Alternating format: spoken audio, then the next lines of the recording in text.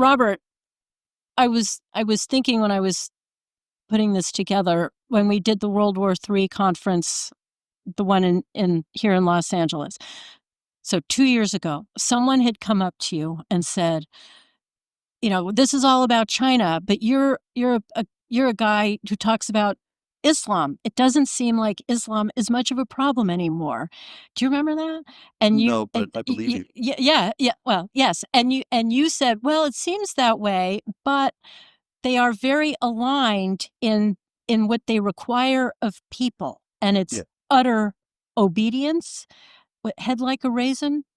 Oh, yeah. Well, see, this is the thing Thought that about was pretty. Islam also and communism, that they love each other because they're alike. And so they see the world the same way.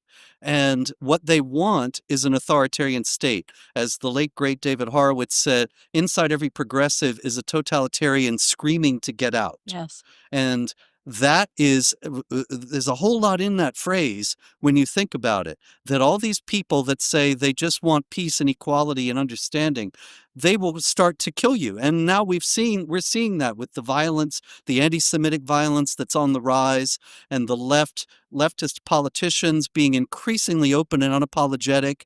Nancy Pelosi, Hakeem Jeffries, Kamala Harris, Maxine Waters, and there are others as well who have all called for violence. And it's just taken for granted. Now, the whole idea is that they want to establish an authoritarian state and enforce it by means of terror. That's the leftist imperative that's played out every time leftists establish governments anywhere, beginning with the French Revolution.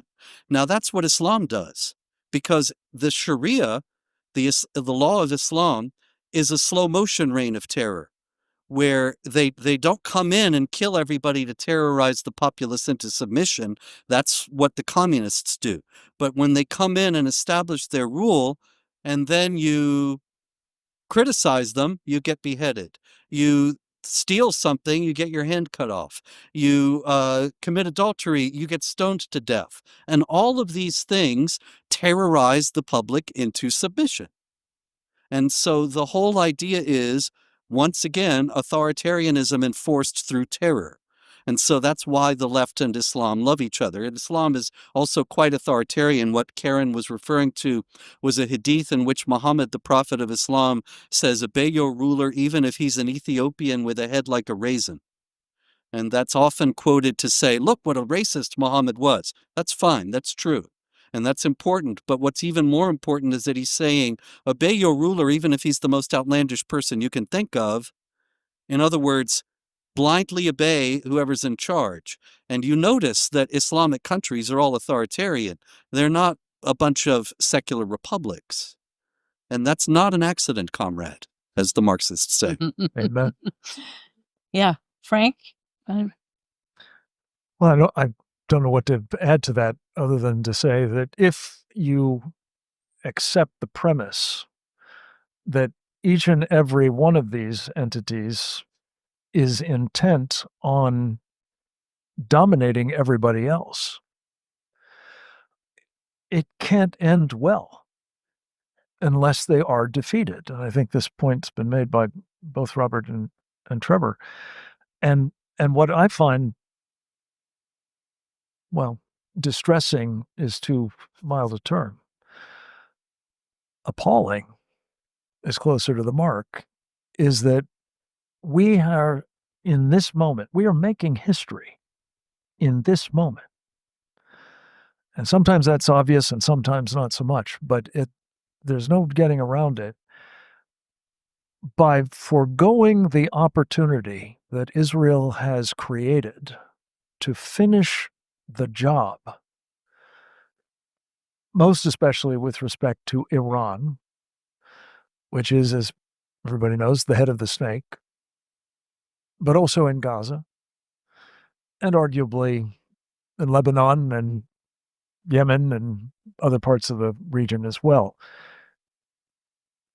Without our support, without our permission, without our, active material, logistical, intelligence assistance as needed, the opportunity is being foregone. to end at least the leading edge, the vanguard of the Sharia supremacist piece of this trifecta.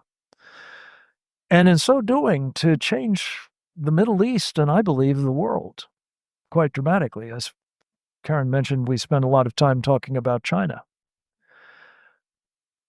I'm concerned that the Chinese are reading what is happening at the moment in terms of deal making or the pursuit of deals in furtherance of ceasefires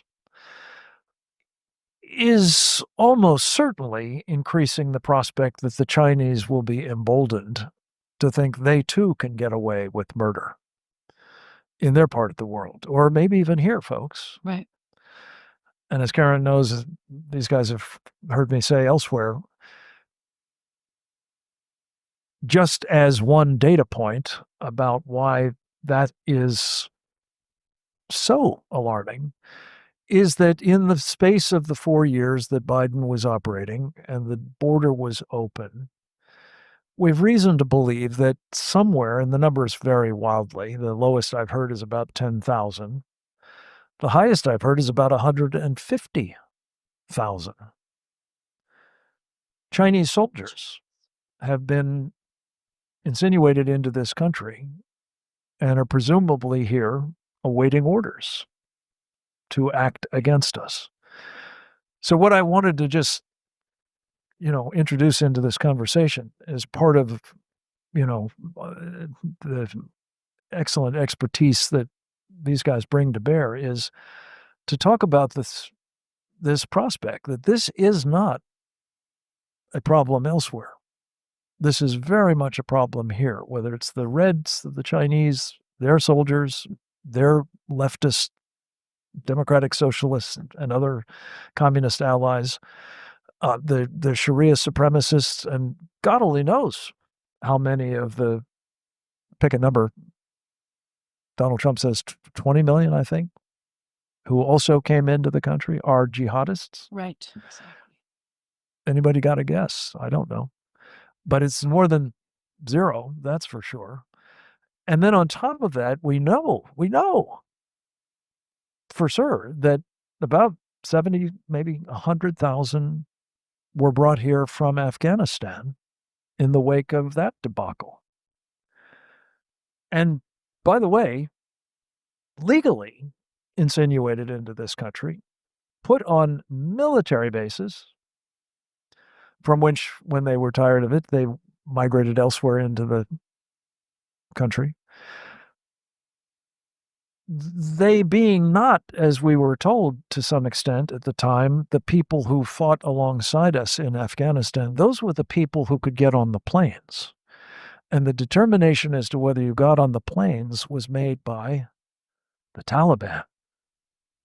So the chances that there will be among them, at a minimum, to say nothing of the gotaways and the others who've come in who are Sharia supremacists, will go violent